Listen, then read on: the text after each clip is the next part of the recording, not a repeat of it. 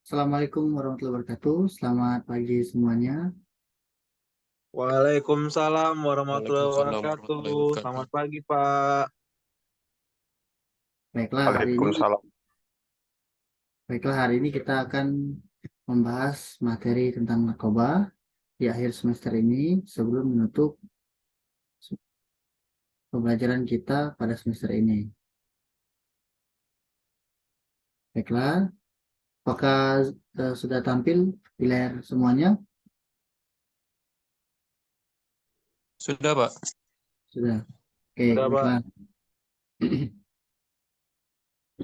Hidup sehat tanpa narkoba. Di sini kita punya materi hidup sehat tanpa narkoba. Pembelajaran kita bertujuan untuk menambah pengawasan, pengetahuan agar kita terhindar dari narkoba. Baiklah, pertama bisa dilihat di sini, narkotika dan psikotropika ada jenis tertentu. Pada dasarnya mereka semua adalah obat. Obat yang bermanfaat apabila digunakan dengan baik, bermanfaat dalam pelayanan kesehatan. Dapat menambah kesehatan, menyembuhkan, dan bila disalahgunakan, itulah yang akan menjadi narkoba atau sesuatu yang dapat membahayakan diri kita.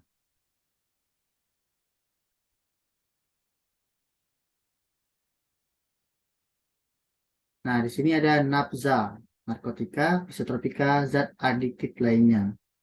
Adalah bahan zat yang dapat mempengaruhi kondisi kejiwaan psikologi seorang, pikiran, perasaan yang berlaku, serta dapat menimbulkan ketergantungan fisik dan psikologi.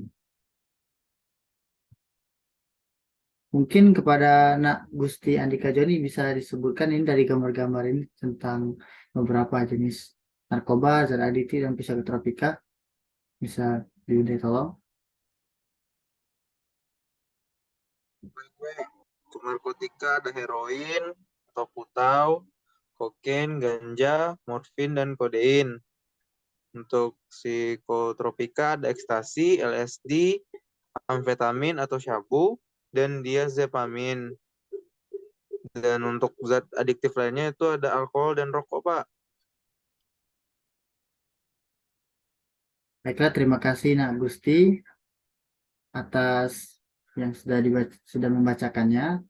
Bisa dilihat di sini. Ini adalah semua jenis dari nafza, narkotika, psikotropika, dan zat aktif lainnya. Di mana sudah disebut-sebutkan inilah jenis-jenis dan macam-macamnya. Jadi hendaknya anak-anak menjauhi menggunakan ini dalam penyalahgunaannya sehingga menjadi sesuatu yang berbahaya. Seperti ini ada ganja. Ganja itu bisa digunakan untuk proses obat, untuk dijadikan obat. Di luar negeri itu sudah banyak itu dijadikan obat. Tapi jika disalahgunakan itu bisa berbahaya bagi tubuh.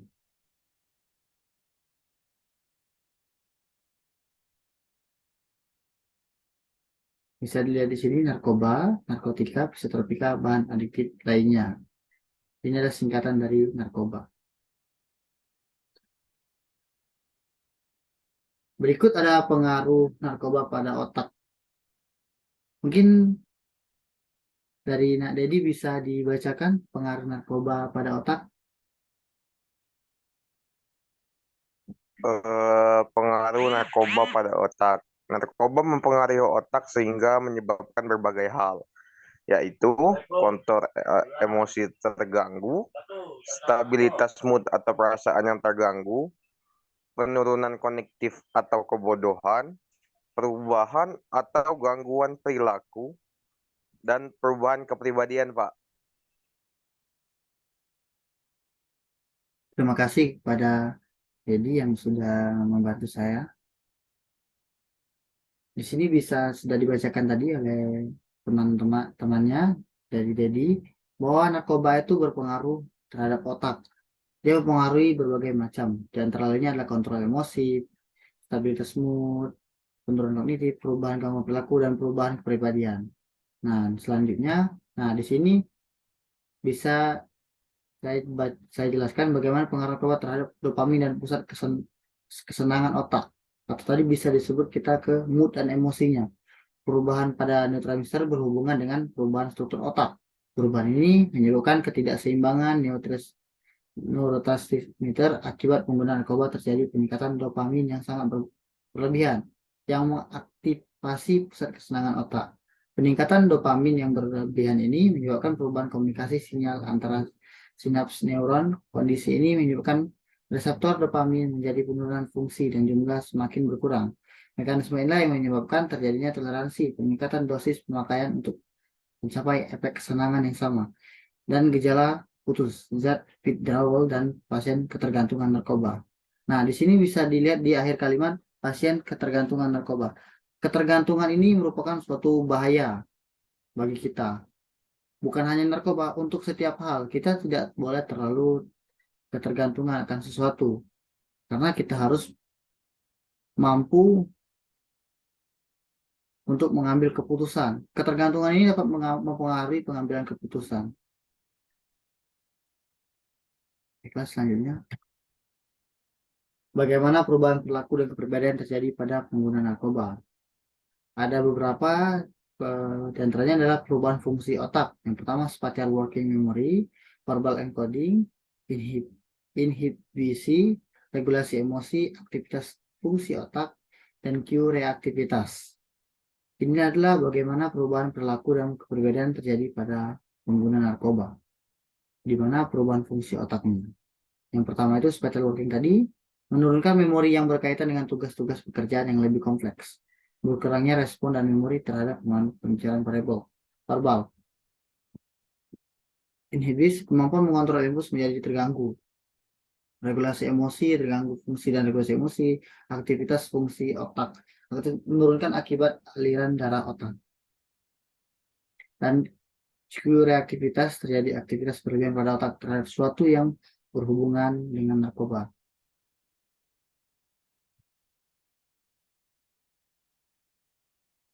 Nah, di sini gambar di samping menunjukkan gambar pencitraan otak dengan alat fMRI, menunjukkan secara fungsional berkurangnya tertekannya reseptor dopamin di otak pada berbagai penggunaan adiksi narkoba dibandingkan dengan yang normal. Dilihat di sini, ini adalah yang normal, dan di sini yang kecanduan narkoba tadi.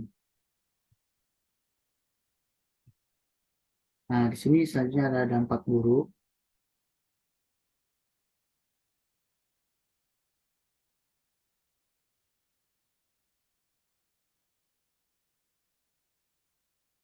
Mungkin kepada Nak Jepri, apakah bisa dibantu dibacakan? Bisa, Pak. Dampak buruk penggunaan narkoba pada otak. Penyalahgunaan narkoba pada anak-anak dan remaja akhir ini cenderung meningkat. Penelitian di negara-negara maju dan Indonesia menemukan bahwa pemakaian awal banyak terjadi pada usia remaja dengan berbagai jenis zat dan cara pakai.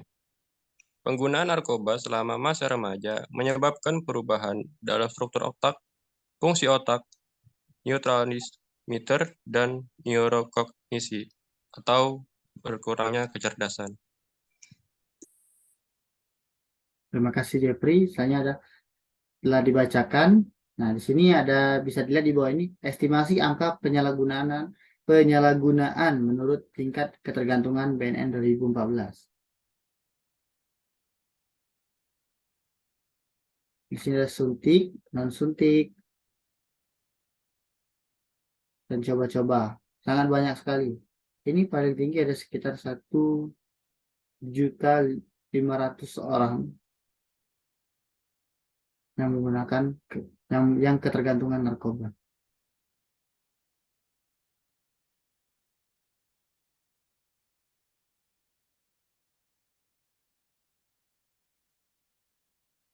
Mungkin dari anak-anak, apakah ada yang ingin ditanyakan dari penjelasan Bapak dari DPT narkoba tadi?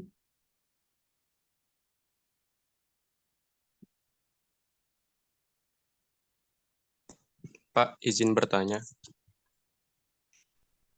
Silakan Jeffrey. Bagaimana Pak, misalkan orang itu kecanduan gitu. Nah, cara mengatasi orang tersebut kecanduan atau hal apa gitu supaya orang itu tidak kecanduan lagi terhadap narkoba tersebut, Pak? Terima kasih. Terima kasih Jeffrey. Baiklah, saya akan langsung jawab. Tadi pertanyaannya tadi, bagaimana kalau orang tuh ketergantungan dengan narkoba? Bagaimana cara mengatasinya? Jadi, kalau ditanya bagaimana mengobati agar tidak tergantung, agar menghilangkan ketergantungan itu harus dirawat secara berangsur-angsur atau secara jangka waktu yang lama, karena sesuatu yang ketergantungan itu tidak bisa langsung disembuhkan. Sesuatu yang ketergantungan itu pasti memiliki bagaimana ya pengaruh terhadap kehidupan kita. Jadi alangkah baiknya kalau pengobatannya itu dilakukan berangsur. Dan BNN kita juga sudah ada rehabilitasnya di mana seorang itu melakukan aktivitas lain. Contohnya misalnya dia kecanduan eh, ganja kan, dia diganti dengan misalnya sayur-sayur lain sehingga dia tidak kecanduan ganja lagi, tapi tidak secara langsung, karena kalau secara langsung bisa-bisa mengamuk kan. Jadi seminggu tidak tidak menyentuh itu. Kalau dia tahan kita lanjutkan semakin lama maka dia akan berangsur membaik. Bagaimana Najepri? Apakah sudah jelas? Baik Pak, terima kasih atas jawabannya. Jelas menurut saya, Pak. Maka terima kasih Jeffrey. Apakah ada lagi yang ingin ditanyakan?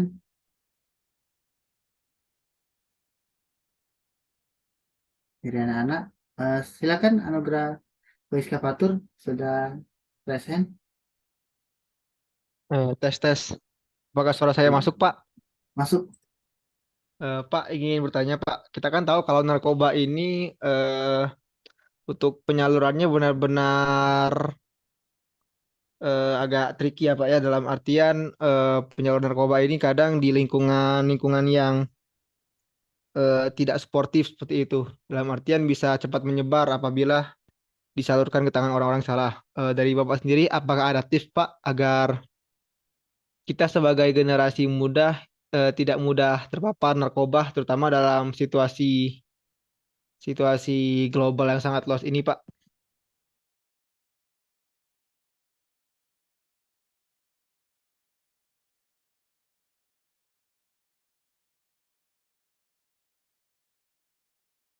Terima kasih Anugerah Wiskapatur atas pertanyaannya.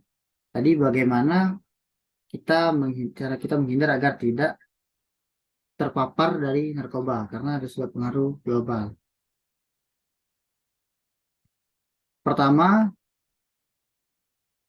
eh, membatasi rasa terlalu penasaran.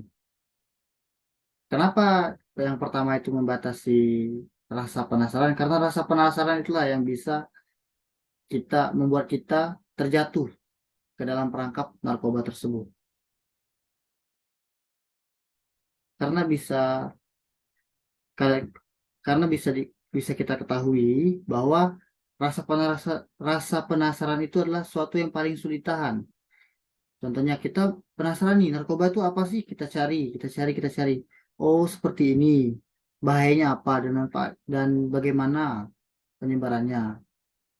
Nah, kita harus membatasi penasaran kita pada saat kita tahu bahwa itu bahaya. Nah, ada orang-orang yang tidak bisa membatasi rasa penasarannya, bilang seperti ini, ah berbahaya. Masa sih berbahaya? Akhirnya dicoba, karena dia merasa bahwa tidak percaya itu berbahaya, dicobanya dan akhirnya dia ketergantungan. Jadi pertama itu kita harus mengatasi rasa penasaran, karena rasa penasaran itu sangat sulit sekali untuk dikendalikan. Dan yang kedua, pandai-pandailah membatasi diri dalam melakukan aktivitas. Terus misalnya kita sedang searching apa di sosial media, ada sesuatu yang mengganggu atau membuat kita penasaran tuh, kembali lagi rasa penasaran tadi, boleh kita cari, tapi jika terlihat wah ini sudah tidak baik untuk dilihat, maka sebaiknya kita mundur, tidak maju lebih jauh dalam mencarinya. Selanjutnya, pergaulan. Nah, kita harus pandai-pandai memilih pergaulan karena bisa diketahui tadi kata Gois tidak sportif dalam penyebarannya itu atau di tempat-tempat yang sangat-sangat tertutup. Nah, di situ kan pergaulan. Jadi kita tuh harus membatasi pergaulan. Karena bisa diketahui juga eh, penyebaran narkoba ini melalui orang ke orang. Bisa juga dari teman ke teman. Jadi kita tuh harus membatasi diri. Jika kita tahu itu salah, kita batasi diri kita. Jangan kita mau coba-coba dulu. Jangan dicoba-coba. Mungkin itu saja jawaban saya, guys. Bagaimana? Iya Pak, jelas Pak. Terima kasih Pak. Baiklah, terima kasih Anugerah, guys. Baiklah, selanjutnya apakah ada lagi teman-teman yang ingin bertanya?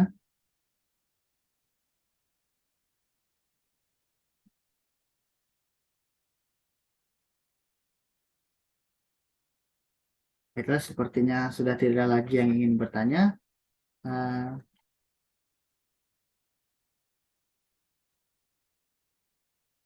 ini, baiklah, di sini ada pesan, mari kita mulai hidup 100% sadar, sehat, dan produktif tanpa narkotika. Terima kasih kepada semuanya yang sudah hadir di dalam Zoom meeting pembelajaran penjas tentang materi narkoba kita hari ini. Mungkin kepada Gusti Andika, Iya Pak, bisa kenapa Pak? disimpulkan.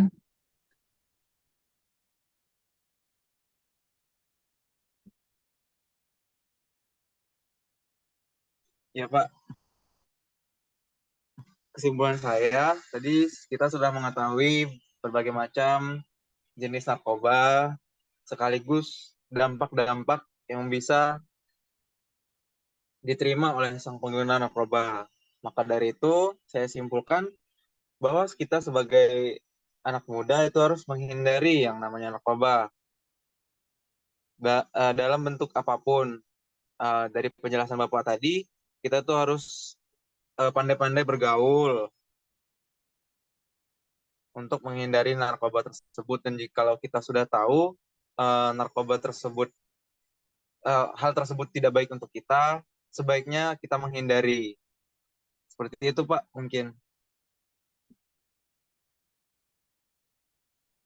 Eh, Terima kasih Gusti atas kesimpulannya. Sudah sangat bagus sekali. Baik, baik Pak. Jadi bisa disimpulkan bahwa kita itu, narkoba itu sangat berbahaya bagi kita. Dan juga benar seperti yang dikatakan Gusti, kita harus pintar-pintar menjaga diri. Terima kasih semuanya. Saya akhiri. Wassalamualaikum warahmatullahi wabarakatuh. Waalaikumsalam. Waalaikumsalam warahmatullahi wabarakatuh. Terima kasih Pak.